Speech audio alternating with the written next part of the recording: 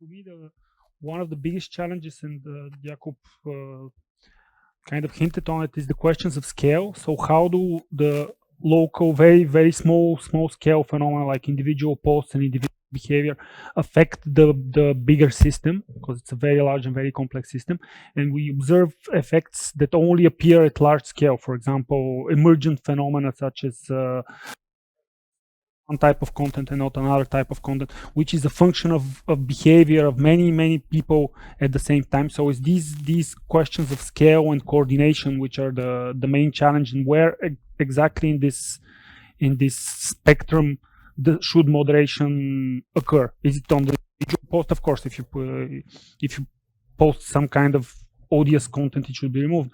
But what about larger operations? For example, coordinated sharing, networks of coordinated people, coordinated pages. All this kind of stuff is very important. And in my observation, this is where most of the harm comes from, because a lot of inauthentic actors have basically figured out how to game the system and how to produce their desired effects using these platforms. So this is the main challenge for me. I don't know if I can speak about responsibility per se, but I can speak on how the system is built right now. All of the media outlets, both legitimate, if we can say, and we call them mushroom sites, like these websites that appear out of nowhere and start spreading some kind of content, be it disinformation or legitimate content or just ads or clickbait stuff. There are hundreds and hundreds of these, and most of these media outlets they have one goal. It is to be shared on social media. So we are observing it's a very integrated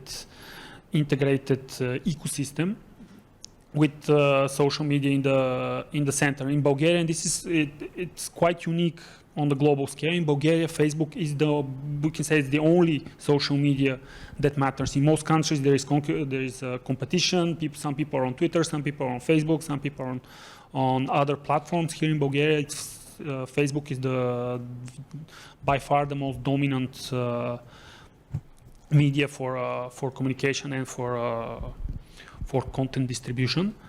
And so yes, we are observing how this works and the different kinds of strategies that people have in order to distribute their content and to reach as many people as possible.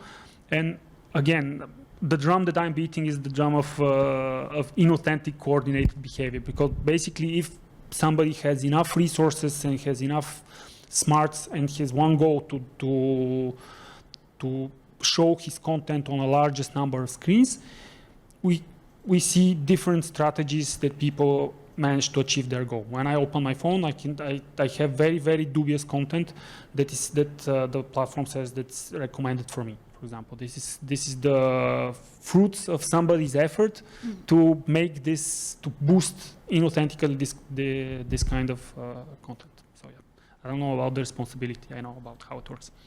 So that's quite a challenging question. So first of all, the flagging system, as both Peter and Jakub said, it can be gamed and can be weaponized and used for malicious purposes. I have observed many such efforts for deplatforming and for using the system in such a way where the intent is, let's find some bullet point in the community standards that can help us to flag this particular person because we don't like his behavior on Facebook. And this takes place in both parts of the spectrum. Let's, if we take the actual pro-Russia, pro-West camps, both camps engage very heavily in this kind of activity. And so this is something that's clearly problematic, because we can see that finally the community standards don't work they're not being used in an honest way, let's say. If somebody, for example, is, let's say, swearing or is being a little bit more obnoxious, it can be used to take him down. Or if he posts, I have an example for a famous Bulgarian journalist who put a photo that she had taken 10 years ago of somebody's legs, and behind on the calves, this person had the Bulgarian Tsar and Adolf Hitler tattooed. So this is clearly, she's not promoting far-right ideology. It's clear, and this was the reason that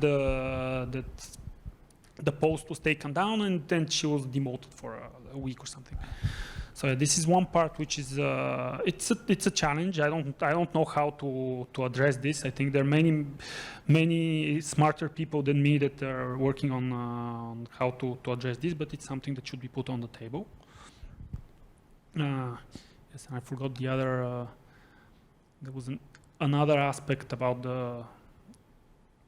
Probably I will, the mic will stay in you because we are now talking about some coordinated efforts. Well, it's clear in terms of coordinated efforts, it's clear that there is a group of people that has read from A to Z the Facebook Community Standard Guidelines. If probably you could address the question, and I didn't mention that, but you were open to ask questions among each other and do comments on what is already said. But I just wanted to add that this is part of the coordinated effort, but you have more perspective on other ways that behavior is coordinated, or just information campaigns or disinformation.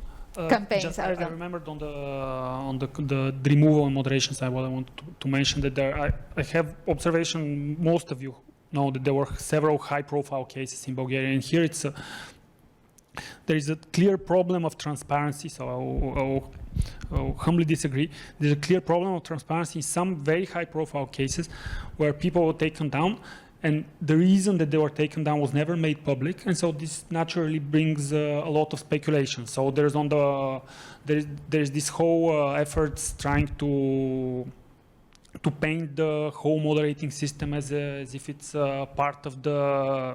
I'll be very extreme. It's part of the GRU sphere of influence. It's infiltrated by Russian agents and all this. So this is. Might be some part of truth there, might not be, we don't know. And in my honest opinion, the problem, this comes from lack of communication on several cases, which are very high profile. Here, lack of any communication from Meta on the exact reasons why this happened. And it gives field for such speculation. And this is something that I think you guys with little effort can rectify, let's say. I can give one example is the Atlantic Club page in Bulgaria, which the Atlantic Club is like it's the most Western organization possible, which was taken down. And according to them, it was taken down because they have an anti-Russian stance.